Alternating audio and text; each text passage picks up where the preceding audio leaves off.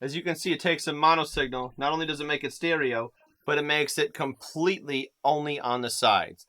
What's up, guys? I'm Mr. Audio, and if you're new here, on this channel we talk about music production, sound design, mixing, mastering, and pretty much anything to get your tracks ready for release. So if that's something you're interested in, hit that subscribe button and the notification bell so you never miss a video. Let's get into it.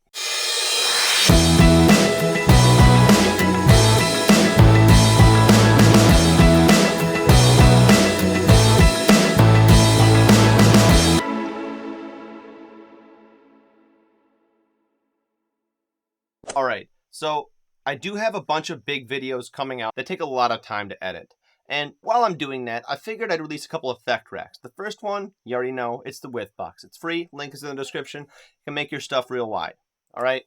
Whether it be an element in the mix or just the entire mix, I wouldn't recommend using all of the chains in parallel on an entire mix, but do with it what you will. Alright? It is a sound design tool and it's free. Anyway, today I'm introducing the big brother of this. It's the Widthbox Plus. Alright, so the other one were 3 parallel chains. This is one chain in series, alright? Now, I first start out with an improper Hawes delay, where I set the millisecond on the right side about 20 milliseconds off or so, depending, on the tempo of the song.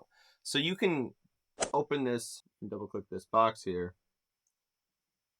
and get into here and edit the delay time yourself. Now, I did not give you that option on the macro controls here because I didn't feel it was necessary. If you really wanted to make things less wide, you'd probably just use this in a less amount. That being said, moving on from the Hawes delay. So I start out with an improper Hawes delay and I lower the volume of each chain by 3 dB just so that we're not clipping and it's not too loud. See, when you double a track, you're adding 6 dB to that volume. Well, if you subtract 3 from each, you're minusing that 6 dB, and essentially you're starting with roughly the same volume. So that's how I kind of compensated for the volume there.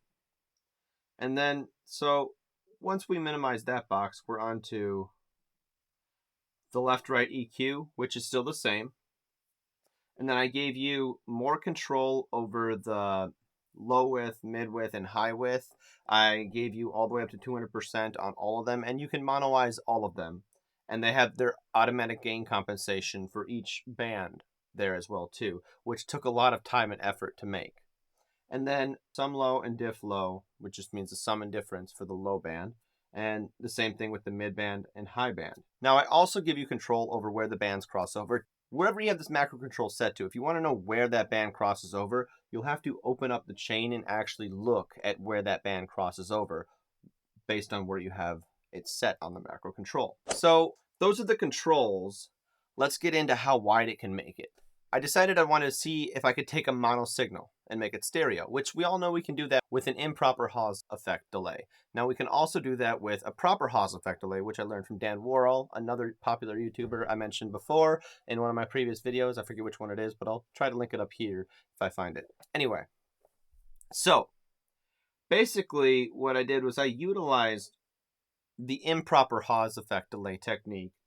Knowing that it would cause phasing issues if I had just left it alone like that, I wanted to see if I could create a different enough tone on the right side as on the left side so that when I dropped all the volume of the mid channel through the stereo width enhancement to the max, it would hopefully push every single piece of audio content to the sides so that when I hit mono, not only does it not phase at all, it just completely disappears. Let's talk about why this could be useful. So, I would not recommend using this on like a wall of guitars, but for instance, if you have some maybe percussive instruments on like a loop or some Foley in the background that you might want to push way out to the sides, or let's just say there's a lead guitar that's clashing with the vocals just a bit too much, or a violin, which are some of the examples I'm going to show you here today. And pushing it out to the side, yes, it is a main element of the track, but pushing it out to the side that far means that 98% of the world listens to music on stereo systems or better. Better meaning Dolby Atmos or spatial audio. Based on that fact alone, I wouldn't mix for the 2% of the world that listens on mono. But so that the mix isn't ruined in mono, make sure that that element just doesn't appear there. So there's a time where this electric guitar was clashing with the vocal too much and there was just no way I could hear it at all, no matter what I did to it. If I doubled the guitar, panned it right, hard left, it didn't matter how many performances there were. It just wasn't sounding right.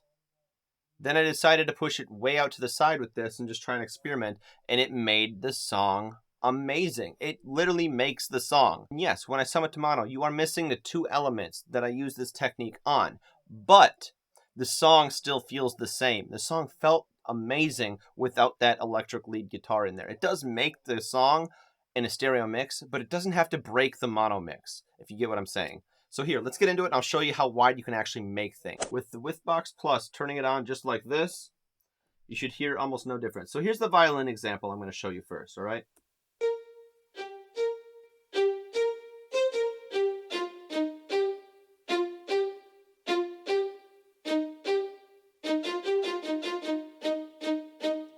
All right, as you can see, it's a mono signal.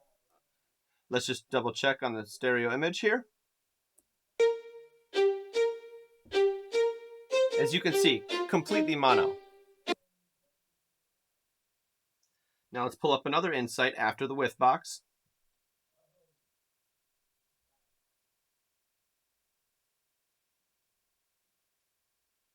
Now let's turn this on, and you'll see. All right, now let's do our tricks.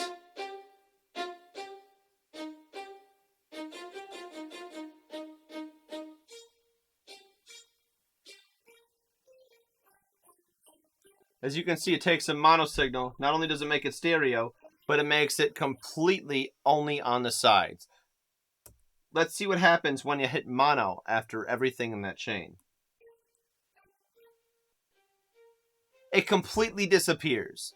That's awesome. Now let's see how we can actually utilize this in a practical sense. So I'm going to delete these two versions of Insight. Throw the utility track on the master, unsolo this. You can have every last penny of every last dime of every last. As you can see now, it doesn't break the mix. And I will laugh at all of the times. Okay, now we're gonna go check out the guitar here. This guitar is absolutely epic. Without it, the song really doesn't hit quite the same, but the emotion was still there, even in the mono mix without this guitar. Now, the guitar in the mix doesn't disappear entirely to mono because it didn't sound right pushed all the way out to the side. Let's just hear what it sounds like in mono, as is in the mix right now. Mono.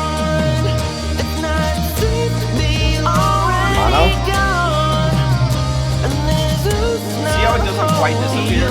So if you want to check this out, link is in the description. The light version, the Withbox, is also in the description as well. Go to my website. Thanks for watching, guys.